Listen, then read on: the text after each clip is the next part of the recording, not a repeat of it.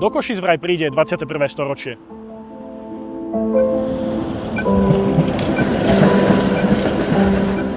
Potíte sa v električkách? Už na konci roka 2026 vraj príde do Košíc prvá klimatizovaná električka. Na zimu. Celé Slovensko sa nám smeje. Pritom tu boli eurofondy. Bolo tu staré programovacie obdobie, bolo tu nové programovacie obdobie, ale primátor Poláček to so svojím nekompetentným vedením dopravného podniku jednoducho spapral. Električky nenakúpili a Košičania stále chodia takýmito historickými vozmi. Opäť sme počúvali len prázdne sľuby, ktoré sa nesplnili. Pritom stačilo zodpovedne a čestne pracovať a výsledky by sa reálne dostavili.